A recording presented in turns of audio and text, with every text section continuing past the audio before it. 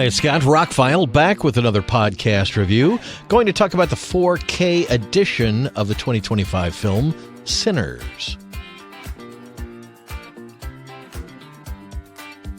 With about a $100 million budget, this movie has grossed so far $365 million worldwide, so it's a big hit.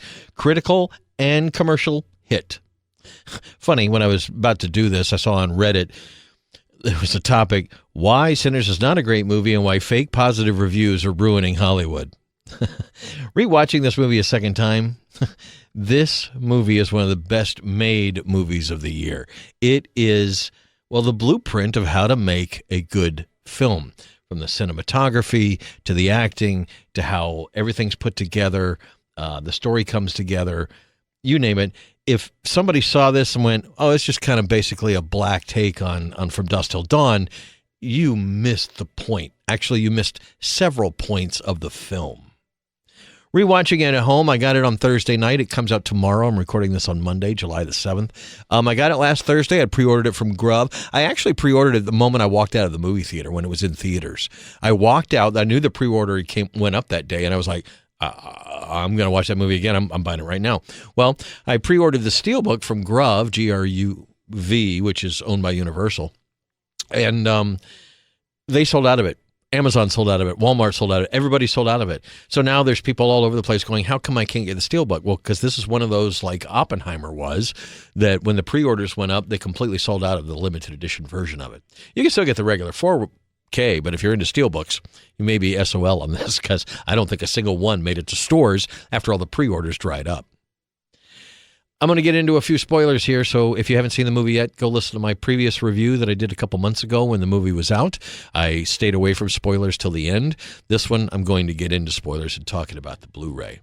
First of all, like I said, this movie is the blueprint on filmmaking, on how to make a good film. You have a writer-director who wanted to make this movie, who wanted to do something different, who wanted to do something special. He put together a team of people who had worked with him on other movies. They all got together. They all got on the same page. The movie came together very quickly. They filmed it using some changing aspect ratios, some high-perf film, some IMAX stuff. All of it is just, it's a love letter to movies. Again, if you're watching this as a vampire movie, the vampires don't show up until, 2/3 into the film. Yeah, I could see why you'd be disappointed. But if you're going to watch a movie, a well-crafted movie where the characters are all really well drawn in the first hour, so then we can have fun with them during the rest of the action, like I said, I think the acting is spectacular. I think the way he put the movie together, the special effects on having twins, the same actor played twins in the film, seamless. They pass a cigarette back and forth in a whole scene while they're both smoking the same cigarette. But it's obviously filmed at two different times, but impressive technology.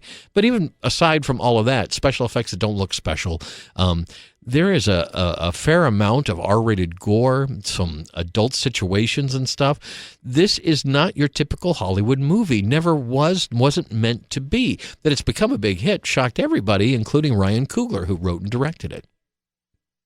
I was watching it from the camera angles to the cinematography to how the music is just weaved into the fabric of this film. Yes, everybody talks about the big musical scene, and when it opens up, yes, the 4K does open up into the IMAX full screen ratio. You don't get the square with the bars on the sides or anything like that, but it goes from 2.35 to 1, very wide screen, into a full 1.78 fill your TV screen during the IMAX scenes, of which there are quite a few. Sometimes it just cuts back and forth, and in a couple scenes, it actually expands slowly to make dramatic effect, and it looks great. I got to say that all of the footage in the film, this is a native 4K transfer. It looks and sounds spectacular. This is one of the reference releases of the year. I was blown away by the whole thing from beginning to end. The Dolby Atmos is all over the place, very active mix. The visuals are stunning. The IMAX with HDR, the sunrises and sunsets, things like that. Amazing. Just the whole film. The fire, the specular highlights pop. I can't say enough good things about the 4K. It looks spectacular. There's a lot of extras on the Blu-ray. They also put them on the 4K. Not super in-depth stuff, but you do go heavily into the music, heavily into the effects, heavily how the whole thing came together. They talk to producers and stuff. It actually is a pretty good special edition for a Warner Brothers release. I think the Steelbook is fantastic. So glad I pre-ordered that version. I think the artwork is great. Just the whole package. This is one of my favorite movies of the year. Now, when I was getting ready to rewatch it Thursday night, there was part of me that was like, I feel like I just watched this movie and I'm maybe not as stoked to see it as I really wanted to be. But then once it started, I was totally pulled into the story once again. I was more cognizant of how long it took to get to certain parts and things like that, but it didn't bother me at all. Like, I just reveled in the fact that this is such a well-made movie. The acting is so good. The lines just come out of people's mouths like they're actually speaking. The music is fantastic. I actually picked up the soundtrack. I haven't bought a soundtrack in a long time, but I really enjoyed it, except there's a couple of more modern-sounding songs that have auto-tune and stuff. And I don't think in blues and rock and stuff like that, we really need a whole lot of auto-tune, do we?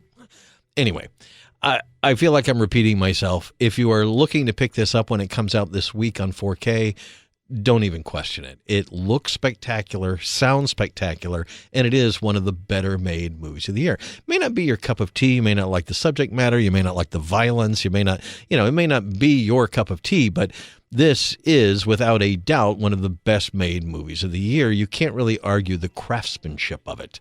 And I really did. I'm from the South. A lot of this stuff hits home for me. Grew up with a lot of this stuff and that kind of thing. So anyway, I thought Sinners was knocked out of the park. I can't wait to see what Ryan Coogler and the gang do next. And I think this 4K release is one of the best of the year. It will wind up in my year-end lists. Scott, I'm ROCKFILE. More podcasts on the way. Next time we'll be talking about the Australian thriller from 2009, Triangle. So stay tuned for that. Please like, share, and subscribe, and have a spectacular day.